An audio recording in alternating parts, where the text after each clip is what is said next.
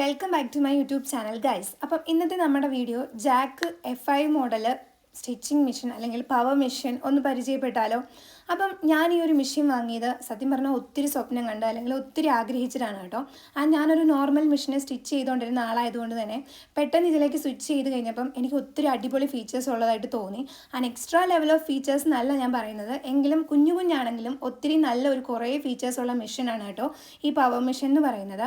അതിൻ്റെ മെയിനായിട്ട് എടുത്തു പറയേണ്ട ഒരു ഫീച്ചറാണ് സ്പീഡ്.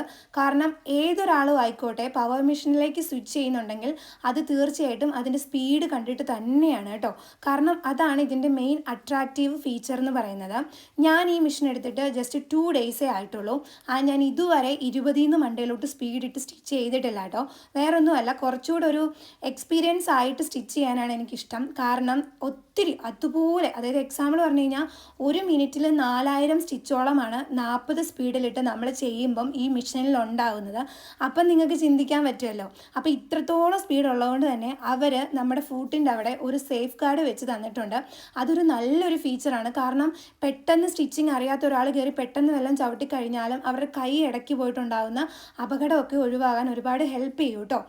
അടുത്ത് എനിക്ക് ഇഷ്ടപ്പെട്ട ഒരു ഫീച്ചർ, ഇതിൽ ലൈറ്റ് ഉണ്ട്. മിക്ക മെഷീനിലും അതുണ്ടെങ്കിലും ഈ മെഷീനിലെ ലൈറ്റ് അത്യാവശ്യം നല്ല ബ്രൈറ്റ് ആയിട്ടുള്ള ഒന്നാണ്. അതുകൊണ്ട് തന്നെ നമുക്ക് ഇരുട്ടാണെങ്കിൽ കൂടെ സ്റ്റിച്ചസ് കാണാനും തയ്ക്കാനും ഒക്കെ ഒത്തിരി ഹെൽപ്ഫുള്ളായിട്ട് എനിക്ക് തോന്നി. ഇപ്പം ഞാൻ കാണിച്ച ഈ ഒരു ഫീച്ചർ നിങ്ങൾ കാണണം കേട്ടോ.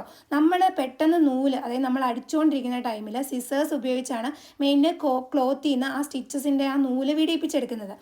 ഈ ഒരു മെഷീനിൽ ആ ഒരു പ്രശ്നമില്ല. നമ്മൾ ജസ്റ്റ് അതിൻ്റെ പുറകിലായിട്ട് ഒരു സാധനമുണ്ട്, ഒരു കട്ടർ പോലത്തെ ഒരു സാധനം. ആ നൂല് കേട്ട് ജസ്റ്റ് ഒന്ന് വലിച്ചു കഴിഞ്ഞിട്ടുണ്ടെങ്കിൽ തന്നെ നമ്മുടെ നൂല് അതിൽ നിന്ന് വിട്ടുപോരും. അതെനിക്ക് ഇഷ്ടപ്പെട്ടു. കാരണം തയ്ച്ചുകൊണ്ടിരിക്കുമ്പോൾ നമുക്ക് സിസേഴ്സ് തപ്പിക്കൊണ്ട് നടക്കേണ്ട കാര്യമില്ല.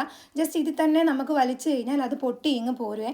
മിക്ക മെഷീനിലും അതുണ്ടെങ്കിലും ഇത്രയും നല്ലൊരു എഫിഷ്യൻ്റ് ആയിട്ട് എനിക്ക് തോന്നിയില്ല. അതെനിക്ക് ഒത്തിരി ഇഷ്ടപ്പെട്ടു. പിന്നെ ഞാൻ പറഞ്ഞല്ലോ, ഞാൻ എപ്പോഴും സ്റ്റിച്ച് ചെയ്യുന്നത് 20 സ്പീഡിലിട്ട് ഞാൻ സ്റ്റിച്ച് ചെയ്തിട്ടുള്ളൂ കേട്ടോ. കാരണം എനിക്ക് പേടിയാണ്. 20 ആണെങ്കിൽ കൂടെ ഞാൻ കാല് ഫുൾ അങ്ങനെ കൊടുക്കാറില്ല.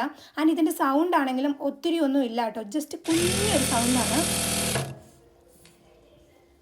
അതും നല്ലൊരു ഫീച്ചറായിട്ട് എനിക്ക് തോന്നി കേട്ടോ. കാരണം ചില മെഷീൻസിനൊക്കെ ഞാൻ കേട്ടിട്ടുണ്ട് ഭയങ്കര സൗണ്ടാണ്.